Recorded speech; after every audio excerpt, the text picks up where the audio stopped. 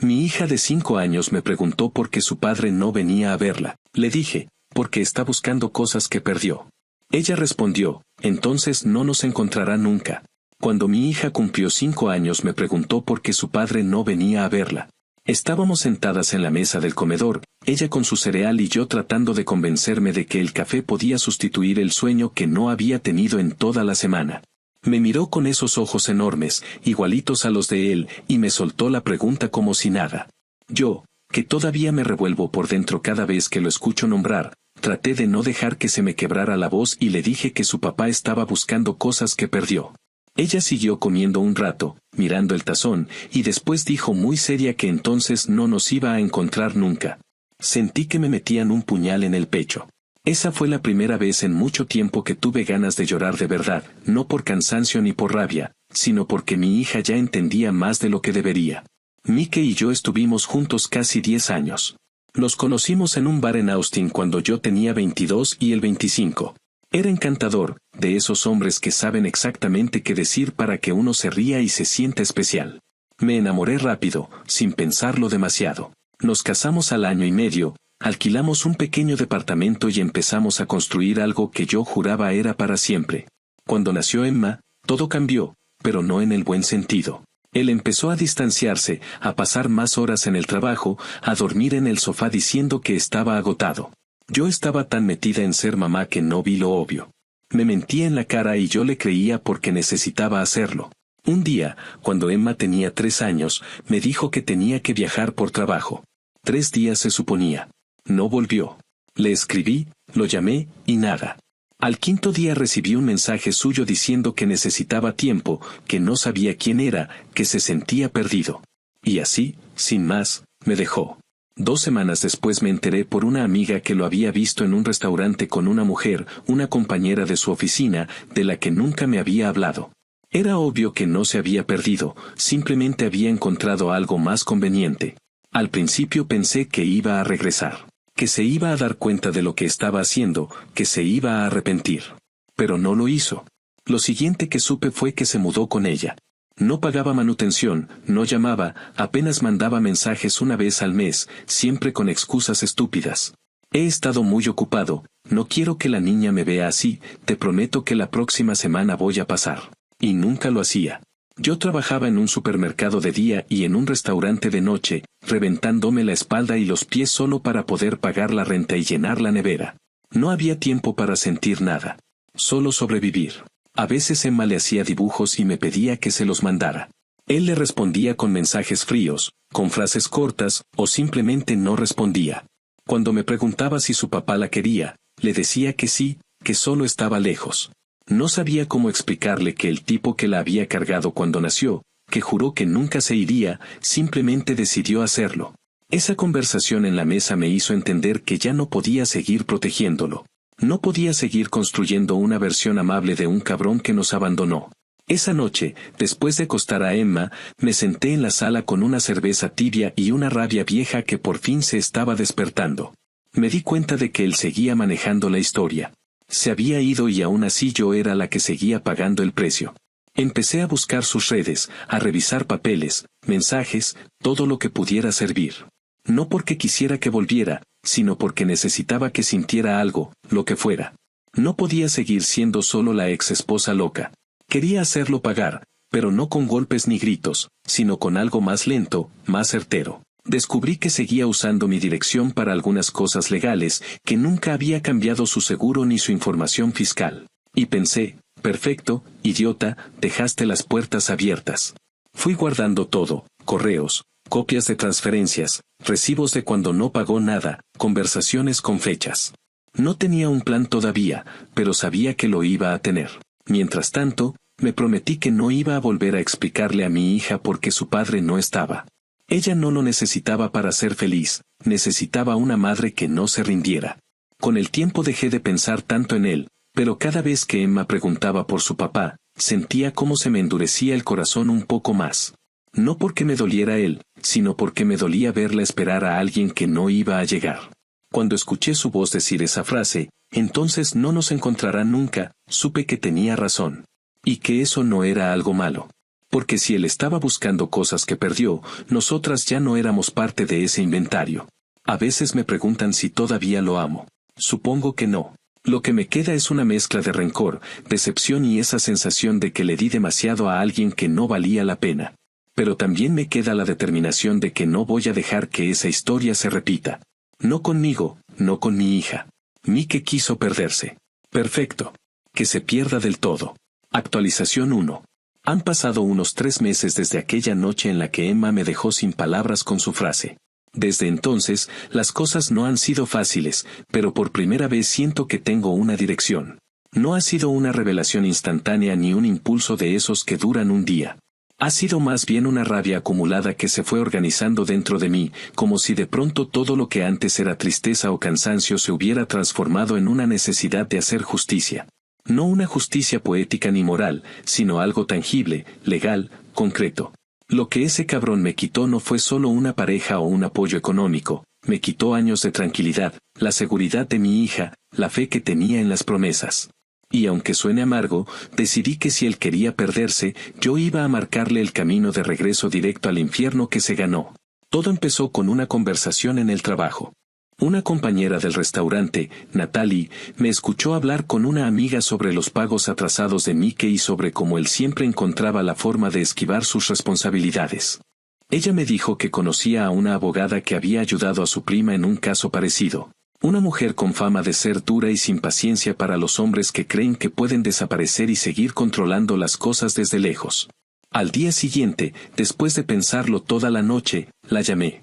Me contestó con una voz tranquila pero firme, de esas que te hacen sentir que ya saben cómo va a terminar la historia y que tú solo estás llegando tarde al final. Me citó en su oficina el viernes siguiente y fui con una carpeta vieja llena de papeles, recibos, mensajes, capturas de pantalla y todo lo que había guardado durante años sin saber muy bien para qué. La abogada, que se llama Laura, revisó todo con calma. Cada tanto hacía una mueca o levantaba una ceja. Me preguntó si él seguía declarando impuestos con la dirección que aparece en los documentos, y cuando le dije que sí, sonrió con un gesto que me dio una mezcla de miedo y esperanza.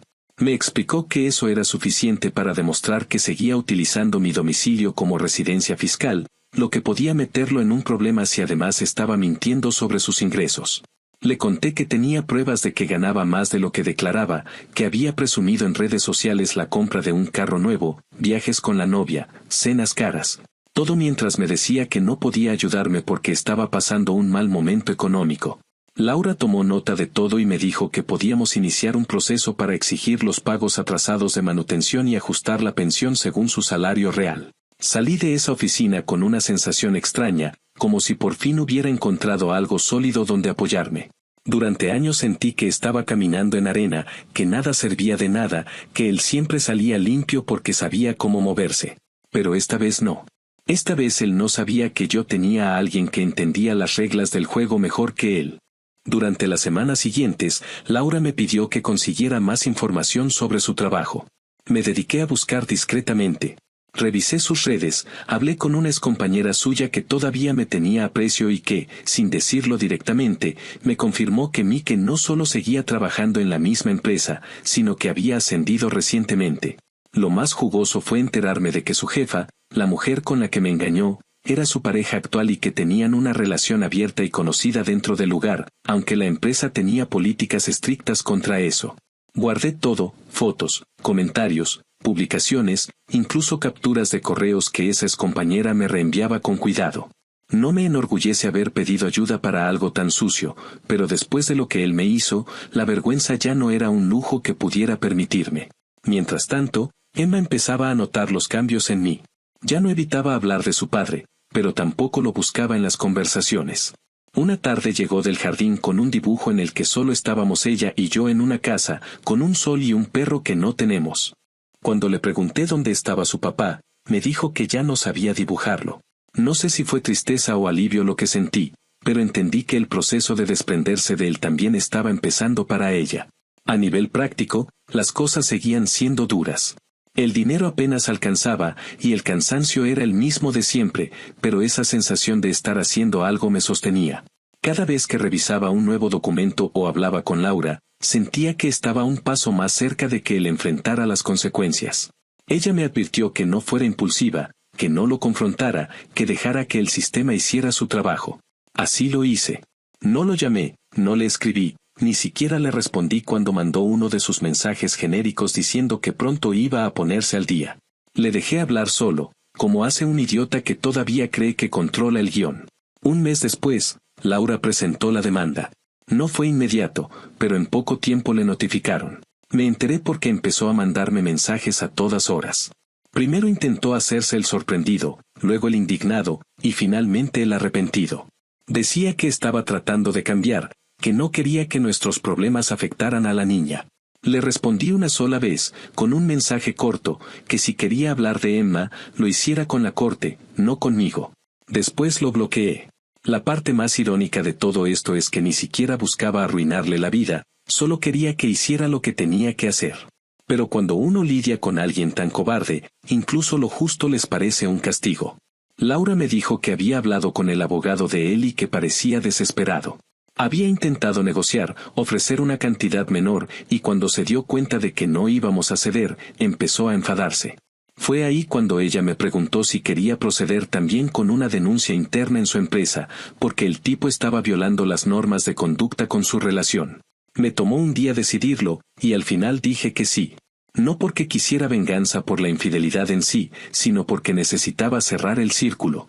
Si él había destruido nuestra vida familiar desde ese lugar, entonces ese mismo lugar debía ser parte de su caída.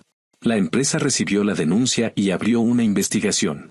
No sé todos los detalles porque no me los dicen, pero Laura me explicó que con los correos y pruebas que entregamos, las cosas pintaban mal para ellos. Mike dejó de escribir. Ni una llamada, ni un mensaje. Silencio absoluto. Curiosamente, ese silencio me supo a paz. En casa, Emma estaba cada vez más tranquila. Hacíamos rutinas, cocinábamos juntas, salíamos al parque cuando podía. No era una vida perfecta, pero al menos ya no estaba esperando a nadie. Yo tampoco. Por primera vez en mucho tiempo, sentí que todo ese caos estaba sirviendo para algo. Me di cuenta de que no se trataba solo de dinero o de castigo, sino de recuperar el control de mi historia. De dejar de ser la mujer a la que abandonaron y convertirme en la que puso las cosas en orden.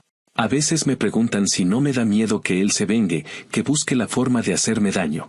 Y claro que me da miedo, pero también sé que esta vez no tengo nada que perder. Ya me quitó todo lo que podía. Lo único que me queda es mi dignidad, y no pienso volver a cederla. No sé cómo va a terminar todo esto, pero al menos sé que no me quedé cruzada de brazos viendo cómo se salía con la suya. Y si eso significa que se hunda, entonces que se hunda. No pienso tirarle un salvavidas. Actualización 2. Han pasado unos 6 meses desde la última vez que escribí y podría decir que las cosas finalmente empezaron a moverse, aunque no de la forma en que yo esperaba. No voy a mentir, hubo un punto en el que pensé que todo se quedaría en papeles, en trámites que se pierden entre escritorios y abogados que cobran por enviar cartas que nadie lee. Pero la vida, a veces, tiene un sentido del humor torcido, y resulta que cuando uno se atreve a mover una ficha, hay piezas que caen solas. Un martes cualquiera, Laura me llamó para decirme que la empresa de Mike había terminado la investigación interna. Lo habían despedido. Así, sin más. Según supe después, las pruebas eran demasiado evidentes, correos con la jefa en los que se mezclaban temas laborales con conversaciones personales, favores. Incluso registros de viajes pagados por la compañía que coincidían con escapadas románticas. No tuve que inventar nada, todo estaba ahí, solo había que dejar que alguien lo viera. A la mujer también la despidieron, aunque ella renunció oficialmente una semana después para evitar que la echaran. El día que Laura me lo dijo, me quedé en silencio unos segundos, tratando de procesar lo que significaba. No sentí euforia, ni risa, ni alivio inmediato. Fue más como una calma densa, una especie de satisfacción silenciosa. No era alegría, era justicia. Mike me escribió esa misma noche. No me lo esperaba, porque lo tenía bloqueado, pero usó un número nuevo. Empezó con un mensaje largo, lleno de frases que sonaban ensayadas. Decía que había perdido su trabajo por mi culpa, que había cometido errores pero que no merecía que yo lo destruyera así. Me pedía que pensara en nuestra hija, que ella no necesitaba una madre vengativa. Me reí, no de felicidad, sino de la ironía. Durante años le rogué que pensara en su hija, que la llamara, que cumpliera, y nunca lo hizo. Ahora, de pronto, usaba su nombre como escudo. Le respondí con una sola línea, que si quería hablar de Emma, lo hiciera con la corte, no conmigo. Después bloqueé ese número también. Pasaron unas semanas y volvió a intentar contactarme, esta vez a través del abogado. Quería llegar a un acuerdo para no seguir el proceso judicial. Laura me explicó que eso era típico, que cuando se ven acorralados intentan negociar antes de que los embarguen o los citen oficialmente. No cedí. Había esperado demasiado para ver que las consecuencias llegaran, y no iba a detenerme justo ahora. El proceso siguió su curso y finalmente la corte emitió la orden. Debía pagar los meses atrasados más los intereses, además de una pensión mensual ajustada a sus ingresos reales. Eso fue un golpe duro para él, porque la empresa le había dado un finiquito pequeño y su nueva situación laboral era incierta. Pero como dijo Laura, esos problemas no eran míos. Durante ese tiempo, Emma seguía creciendo sin entender del todo lo que estaba pasando. A veces me preguntaba por qué su papá ya no la llamaba, y yo le decía que estaba ocupado, que tenía cosas que resolver. Me odiaba a mí misma por seguir mintiéndole, pero tampoco podía contarle toda la verdad. No era justo cargarle a una niña de 5 años el peso de la miseria moral de su padre. Lo que sí notaba era que ya no lo esperaba con la misma ilusión. Antes se emocionaba si sonaba el teléfono o si veía un carro parecido al suyo. Ahora apenas levantaba la vista. Supongo que los niños tienen una manera silenciosa de aprender quién los quiere y quién no. Un día, mientras estábamos en el parque, recibí una llamada de un número desconocido. Era él. No sé por qué contesté, tal vez por curiosidad, tal vez por impulso. Me habló con una voz que no escuchaba desde hacía años, esa mezcla de culpa y victimismo que tanto conocía. Dijo que estaba en un mal momento, que había perdido todo, que no encontraba trabajo, que necesitaba verme para arreglar las cosas. Le dije que ya estaban arregladas, que la corte había hecho su trabajo, y que lo mejor que podía hacer era cumplir con los pagos y dejarme en paz. Hubo un silencio largo antes de que dijera que yo no tenía corazón. Me reí, otra vez sin alegría, y le contesté que no, que él me lo había arrancado cuando se fue. Después colgué. Esa noche me costó dormir. No por culpa ni remordimiento, sino por una sensación extraña de cierre. Durante años imaginé cómo sería enfrentarme a él, decirle todo lo que pensaba, y al final la conversación fue casi aburrida. Creo que cuando uno deja de amar a alguien, incluso el rencor se desgasta. Lo único que queda es la necesidad de que se haga justicia, y una vez que la ves cumplirse, ya no hay espacio para nada más. Laura me llamó un par de semanas después para decirme que el juez había ordenado la retención de parte de su cuenta. El dinero empezaría a llegar directamente a mí, sin que él tuviera que acordarse de pagar. Fue uno de los pocos días en los que me permití abrir una botella de vino y brindar sola en la cocina. No era por el dinero en sí, sino por lo que significaba, la prueba de que finalmente algo funcionaba a mi favor. Mientras todo eso pasaba, escuché de varias personas que Mike andaba contando su versión de la historia.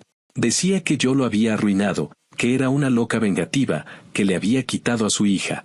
Al principio me enojaba, pero con el tiempo dejó de importarme. La gente que lo conoce sabe quién es. Además, nadie que de verdad sepa lo que hizo podría creerle. Me di cuenta de que su reputación era lo único que le quedaba y que estaba dispuesto a defenderla a cualquier costo. Pero la verdad tiene una forma curiosa de salir, y no tarda en hacerlo. Un amigo suyo, con quien yo tenía buena relación, me contó que Mike estaba viviendo temporalmente con su hermano, que había vendido el carro y que su novia lo había dejado poco después de perder el trabajo. No me alegré. No me dio placer. Pero sí sentí paz. Porque entendí que no tuve que mover un dedo más de lo necesario. Él mismo cavó su hoyo, y yo solo me aseguré de que no pudiera salir tan fácil. La parte más dura fue ver cómo intentó volver a usar a Emma como excusa. Me mandó un correo diciendo que quería verla, que ella no tenía la culpa de nada. Lo hablé con Laura y con la corte, y establecieron que, por el momento, solo podía tener visitas supervisadas. Eso lo enfureció. Me escribió uno de esos mensajes cargados de insultos y culpa, donde decía que yo le estaba robando a su hija, que la iba a convertir contra él. No respondí. Me prometí no darle ese poder otra vez. Con el tiempo aprendí que la venganza no siempre es una explosión, a veces es solo el acto de quedarse quieta y ver cómo el otro se desmorona solo. No necesitaba hacer nada más. Mike se había encargado de destruir su propia vida, y lo único que tuve que hacer fue dejar de sostenerlo. Emma y yo seguimos adelante. Empezó la escuela, hizo nuevos amigos, y aunque a veces pregunta por su papá, ya no lo hace con esa esperanza dolorosa de antes. Yo la escucho, le sonrío, y le digo que algún día entenderá todo. Y quizá cuando sea grande y lea esto, sepa que su madre no fue una mujer vengativa, sino una mujer cansada de ver cómo los cobardes se salían con la suya. A veces me pregunto si me arrepiento de algo. Quizá de no haberlo hecho antes. De haber esperado tanto para entender que el amor no te obliga a aguantar, que el perdón no es lo mismo que dejar impune una injusticia. Lo que me queda ahora es una calma nueva, una rutina más sencilla, y la certeza de que no me tembló la mano cuando tuve que defendernos. Y si alguna vez vuelve a buscarme, solo espero que recuerde sus propias palabras, esas que usaba cuando quería justificar sus decisiones. Decía que a veces uno tiene que perderlo todo para encontrarse. Pues bien, lo logró. Se perdió. Y ya no hay nada ni nadie esperándolo. Actualización 3. Ha pasado un año desde que todo se vino abajo para él y, de alguna forma, todo empezó a acomodarse para mí. No fue de un día para otro ni de manera espectacular, fue un proceso lento, cansado, lleno de pequeños pasos que al final terminaron construyendo una nueva vida. A veces pienso que la justicia no llega con ruido ni con aplausos, sino con ese silencio que queda cuando dejas de tener miedo. Mike sigue siendo un nombre que me cuesta pronunciar, no porque me duela, sino porque representa una parte de mi vida que ya no quiero que tenga poder sobre mí. Pero su sombra todavía aparece de vez en cuando, sobre todo en los días en los que me toca revisar los papeles de la corte o cuando veo los depósitos automáticos que llegan a la cuenta. Cada transferencia es un recordatorio de que el tipo que me dejó tirada con una niña pequeña ahora trabaja para sostener algo que ya no le pertenece. Después de que lo despidieran, estuvo un par de meses sin hacer los pagos. Laura movió los hilos y consiguió que le congelaran parte del finiquito y de una cuenta de ahorros que tenía. Con eso se cubrió buena parte de lo que debía. Ver ese dinero no fue emocionante, fue raro. No era un premio ni un regalo, era simplemente lo que nos correspondía. Lo usé para pagar deudas, arreglar el auto y comprar algunos muebles nuevos para el apartamento. No necesitaba lujos, pero sí necesitaba sentir que el espacio en el que vivíamos ya no era una extensión del abandono. Saqué la vieja cama que habíamos comprado juntos y la reemplacé por una nueva. Pinté las paredes con ayuda de una amiga, cambié las cortinas y tiré las fotos que todavía estaban escondidas en una caja. Fue como sacarme de encima los últimos rastros de su presencia. Emma ya tiene 6 años y está en primer grado. Es lista, curiosa y tiene una forma de hablar que me recuerda a mí, sobre todo cuando se enoja. A veces me pide que le lea antes de dormir y otras me pide que le cuente historias de cuando era bebé. Siempre evita preguntar por su papá directamente, pero a veces lo menciona sin darse cuenta, como cuando dice que le gustaría aprender a andar en bicicleta con alguien que la empuje desde atrás. O cuando pregunta si todos los papás van a las presentaciones de la escuela. Esas preguntas duelen, no porque me hagan recordar a Mike, sino porque me obligan a aceptar que él sigue teniendo un espacio vacío en su vida que yo no puedo llenar. Pero al menos ya no me rompe como antes. He aprendido a decirle la verdad sin cargarla de tristeza. Le explico que su papá vive en otra ciudad, que tiene su propio camino, y que a veces las personas no saben cómo cuidar lo que aman. Ella escucha en silencio y luego cambia de tema, como si entendiera que hay cosas que todavía no necesita procesar. Yo, por mi parte, he empezado a sentir que puedo respirar. Conseguí un mejor trabajo en una oficina de seguros, de 9 a 5, con fines de semana libres. No es perfecto, pero me permite estar más tiempo con Emma y tener una rutina menos agotadora. El primer mes fue difícil porque no estaba acostumbrada a sentarme en un escritorio, pero me adapté. Tengo compañeras agradables, un jefe decente y un horario que me deja las tardes libres para ir por mi hija, cocinar o simplemente no hacer nada. Esa normalidad que antes me parecía imposible ahora se siente como un lujo. Supe por terceros que Mike encontró un trabajo temporal en otra ciudad, uno de esos empleos donde pagan poco y piden mucho. Vive con su hermano, y según me contaron, perdió el auto y vende algunas cosas por internet para completar el mes. No siento lástima, pero tampoco satisfacción. Solo indiferencia. Es extraño decirlo, pero la indiferencia es mucho más liberadora que la venganza. No tengo interés en su vida, pero sé que está ahí, en algún lugar, lidiando con sus propias ruinas. La corte sigue controlando los pagos y eso me basta. Si cumple, bien. Si no, también hay mecanismos para eso. Ya no tengo que perseguirlo ni rogarle nada. Una tarde recibí un mensaje suyo desde un correo nuevo. No era un reclamo ni una disculpa, era una mezcla de ambas cosas. Decía que había estado pensando mucho, que se daba cuenta de todo lo que perdió y que quería intentar reconstruir algo por el bien de Emma. Lo leí 3 veces. No sentí ira, ni tristeza. Solo un cansancio viejo, de esos que te dejan vacía. No respondí enseguida. Lo hablé con Laura y me dijo que, legalmente, no tenía obligación de mantener contacto directo con él. Decidí dejarlo en visto. Días después volvió a escribir, esta vez pidiendo ver a Emma. Me limité a reenviar su mensaje al juzgado y que ellos respondieran. El resultado fue el esperado. Debía solicitar visitas supervisadas y demostrar estabilidad económica. Nunca volvió a insistir. Supongo que el orgullo pesa más que la paternidad cuando se trata de tipos como él. Hubo un momento en que pensé que esta historia se trataba de venganza, pero ya no lo veo así. Creo que todo se redujo a recuperar mi poder, el que perdí el día que lo dejé decidir por mí. Ahora cada cosa que hago, desde pagar una factura a tiempo hasta acompañar a mi hija a la escuela, se siente como una victoria pequeña, pero mía. Emma lo nota. A veces me abraza sin razón y dice que le gusta que siempre estemos juntas. Esas cosas simples son las que me mantienen cuerda. He tenido noches de culpa, claro.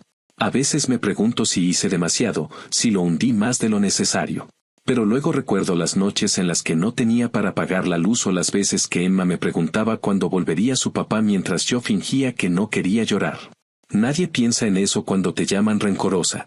Y entonces me vuelvo a calmar. No se trata de justicia divina ni de revancha, se trata de equilibrio. Él rompió algo y yo solo me encargué de que no siguiera haciéndolo. Hace poco, mientras limpiaba unos cajones, encontré una foto de nosotros 3. Era de un día cualquiera, en el parque. Emma tenía 2 años y él la cargaba en los hombros. Los 3 sonreíamos. Estuve a punto de tirarla, pero no pude. La guardé en una caja, no por nostalgia, sino como un recordatorio. A veces necesitamos ver de dónde venimos para no repetir el mismo camino. Esa foto ya no me duele. Es solo un registro de algo que existió y se acabó. Laura me llamó hace unas semanas para confirmar que la corte cerró temporalmente el caso porque todos los pagos están al día. Dijo que eso es raro en este tipo de situaciones. Me reí y le dije que tal vez él finalmente había entendido que no me convenía tenerlo en mi contra. Ella contestó que probablemente no era eso, que simplemente ya no le quedaban más opciones. Tiene razón. Cuando alguien lo pierde todo, cumplir con lo mínimo se convierte en su única manera de fingir que todavía tiene control. El otro día, Emma me pidió escribir una carta para su familia. Le pregunté a quién se la quería mandar y me dijo que no sabía, que solo quería dibujar algo bonito y guardarlo. Dibujó una casa, un árbol, un perro y 2 personas tomadas de la mano. Cuando le pregunté quiénes éramos, me dijo que éramos nosotras. No lloré frente a ella, pero esa noche no pude dormir. No por tristeza, sino por una mezcla de alivio y orgullo. Por fin entendí que no necesito borrar el pasado para construir algo nuevo. Solo necesito dejar de arrastrarlo conmigo. Esa ha sido mi vida este último año, una reconstrucción silenciosa, sin grandes gestos, pero con pasos firmes. Mike ya no tiene poder sobre mí, ni siquiera en mis pensamientos. Si algún día vuelve a intentar acercarse, no encontraría a la misma persona que dejó. Porque esa versión de mí, la que esperaba, la que justificaba, ya se fue. Lo único que queda es una mujer cansada, pero libre. Y eso, después de todo lo que pasé, es más que suficiente. Actualización 4. Han pasado 2 años desde la primera vez que lo enfrenté en la corte, y a veces me sorprende lo mucho que cambió todo en tan poco tiempo. Si me hubieran dicho entonces que iba a llegar un punto en el que el nombre de Mike no me provocaría rabia ni ansiedad, no lo habría creído. Pero así es. Ya no me tiembla la voz cuando hablo de él. Ya no me paso las noches repasando lo que hizo ni preguntándome en qué momento todo se fue al carajo. Es como si poco a poco hubiera dejado de ocupar espacio, no solo en mi vida, sino también en mi cabeza. Y no porque haya desaparecido, sino porque finalmente entendí que no tengo que cargar con la historia de alguien que eligió irse. Emma tiene 7 años ahora y empieza a parecerse cada día más a mí. Tiene mi forma de hablar, mi forma de fruncir el ceño cuando algo no le gusta y esa determinación que asusta un poco, incluso a mí. Está creciendo sin miedo, aunque todavía lleva algunas marcas invisibles de todo lo que pasó. En la escuela le pidieron hacer un dibujo de su familia y, como ya es costumbre, solo nos dibujó a nosotras. Cuando la maestra me lo mostró en la reunión de padres, me preguntó si su papá vivía lejos. Le respondí que sí, que vive lejos, pero que también lleva mucho tiempo sin acercarse. La maestra asintió sin hacer más preguntas, como si entendiera que no había mucho más que decir. Hace unos meses empecé a salir con alguien. Se llama Daniel y trabaja como paramédico. Lo conocí a través de una amiga del trabajo, en una barbacoa que organizó para su cumpleaños. No buscaba nada, ni siquiera tenía ganas de conocer a nadie, pero terminamos hablando toda la tarde. Es distinto a mí que en todo sentido. No presume, no promete cosas que no puede cumplir y no se asusta cuando le digo que tengo una hija. De hecho, fue él quien pidió conocerla cuando ya llevábamos un tiempo saliendo. Me dio miedo al principio, porque no quería exponerla a otra figura masculina que pudiera desaparecer, pero al final accedí. Se conocieron en un parque y se llevaron bien desde el principio. Él tiene una paciencia que no sabía que existía, y ella, aunque al principio fue cautelosa, terminó hablándole como si lo conociera de toda la vida. No es su padre ni lo pretende, y creo que eso es lo que la hace sentir segura. Con Daniel las cosas son sencillas. No hay drama ni manipulación. Nos vemos cuando podemos, hablamos sin rodeos, y cuando discutimos, no se convierte en una guerra. Es una relación tranquila, pero no vacía. Me ha enseñado que el amor no tiene que doler para ser real. Y aunque todavía me cuesta confiar del todo, estoy aprendiendo. Algunas noches, cuando lo veo jugar con Emma o ayudarla con su tarea, me pregunto si la vida me está devolviendo un poco de lo que me quitó. Mientras todo eso pasaba, Mike volvió a aparecer.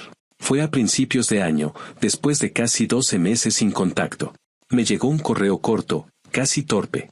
Decía que estaba tratando de mejorar, que había conseguido un trabajo estable en un taller mecánico y que quería volver a ver a su hija.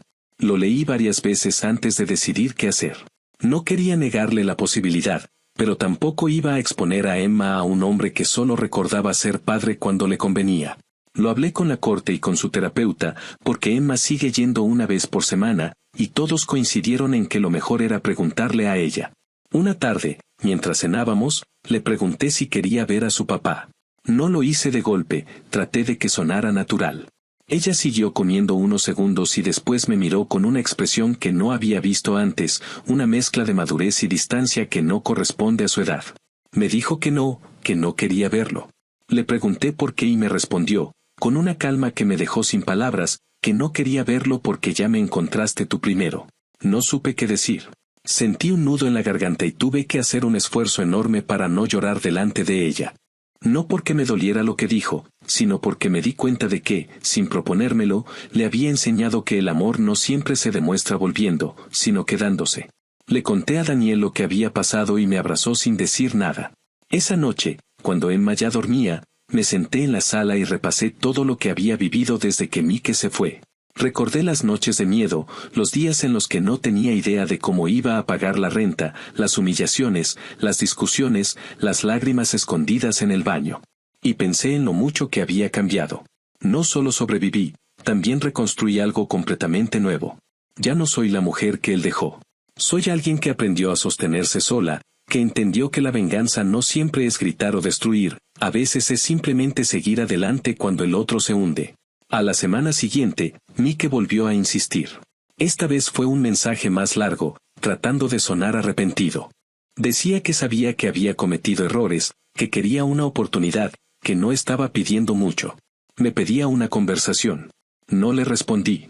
Ya no había nada que hablar. Todo lo que necesitaba decirle se lo dije con mis acciones.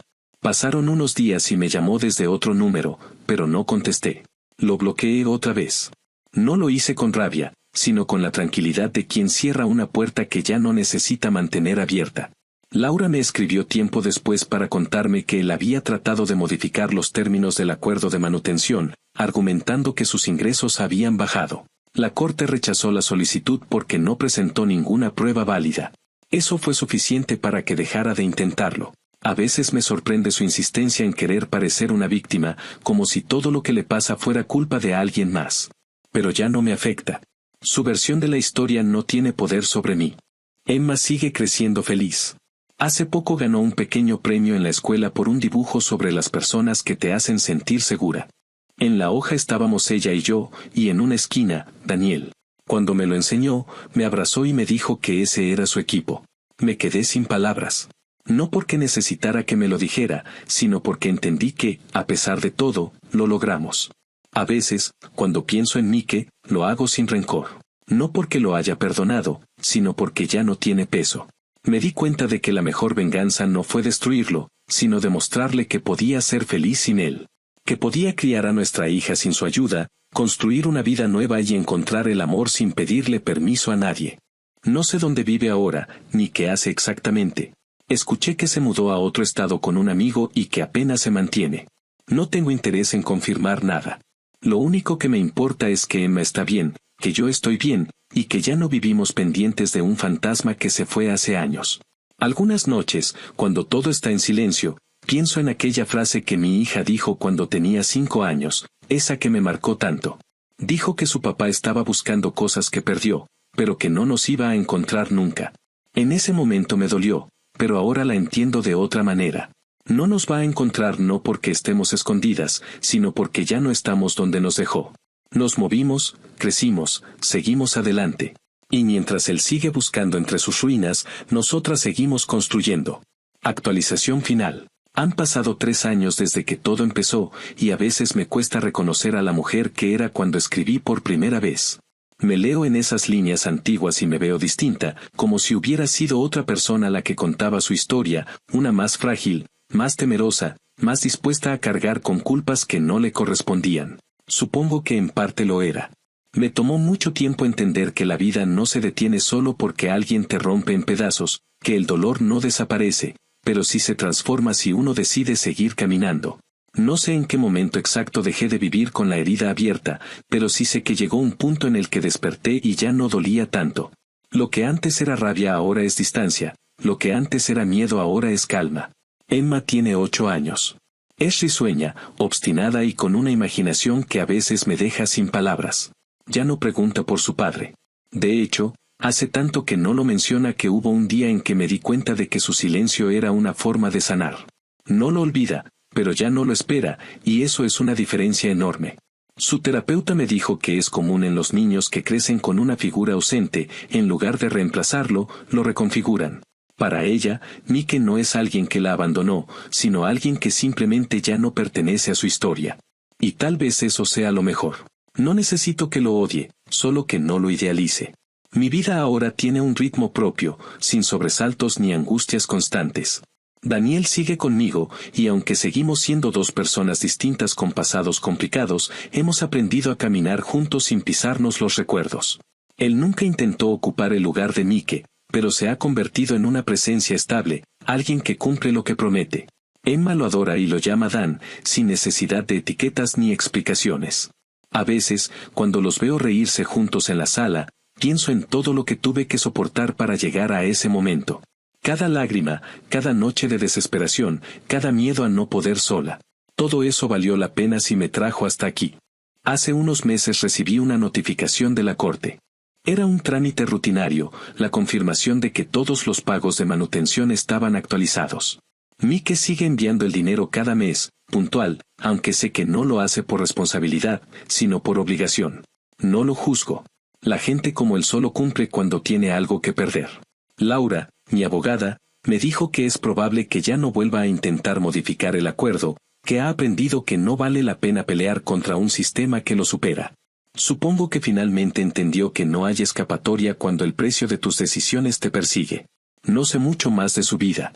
Me contaron que sigue viviendo fuera del estado, que trabaja en un taller pequeño y que no tiene pareja. No me genera nada saberlo. Durante un tiempo pensé que lo odiaría para siempre, pero la verdad es que ya no me importa. No lo perdoné, porque el perdón implica entender las razones del otro, y yo no tengo interés en justificarlo. Simplemente lo dejé ir. De alguna forma, su ausencia terminó siendo una bendición. Si él no se hubiera ido, probablemente seguiría atrapada en una vida pequeña, intentando mantener en pie algo que ya estaba roto. Hubo un día, hace poco, en que recibí un sobre sin remitente. Dentro había una carta escrita a mano. Reconocí su letra en cuanto la vi. No la abrí de inmediato. Me tomó varios días decidirme, y cuando por fin lo hice, me encontré con un texto confuso, lleno de disculpas tardías y frases vacías. Decía que se arrepentía, que había pensado mucho en todo, que sabía que había fallado como esposo y como padre, pero que había aprendido a aceptar las consecuencias. No pedía volver, no pedía nada en concreto, solo quería que supiera que ya entendía. Terminé de leerla y la guardé en un cajón. No la rompí, no la quemé, simplemente la dejé ahí. Ya no necesitaba una respuesta. Me di cuenta de que no había ninguna satisfacción en escucharlo reconocer lo obvio. La verdadera redención no está en lo que el otro dice, sino en lo que uno deja de sentir. En estos años también cambié la forma en que me veo a mí misma. Por mucho tiempo me definí por lo que él me hizo, por la historia de abandono, por la traición, por la lucha. Ahora me veo como alguien que sobrevivió, pero también como alguien que construyó algo mejor. Tengo un trabajo estable, un hogar donde reina la tranquilidad, y una hija que crece rodeada de amor.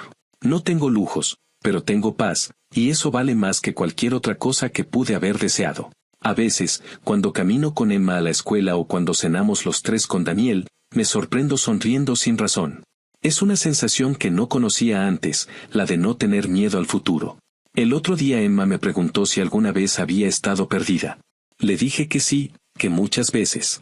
Me miró con esa expresión curiosa que tiene cuando algo la intriga y me dijo que no parecía una persona que se perdiera. Le expliqué que perderse no siempre significa no saber dónde estás, a veces significa no saber quién eres. Me quedé pensando en eso después. Durante años me sentí perdida, buscando respuestas en lugares equivocados, intentando arreglar a alguien que no quería ser arreglado. Y fue recién cuando dejé de buscar que empecé a encontrarme. Daniel me propuso mudarnos juntos hace poco. No le respondí de inmediato porque me dio miedo dar ese paso. No por él, sino por mí. Después de todo lo que viví, la idea de compartir otra vez un espacio, una vida, me generaba una mezcla de ilusión y temor.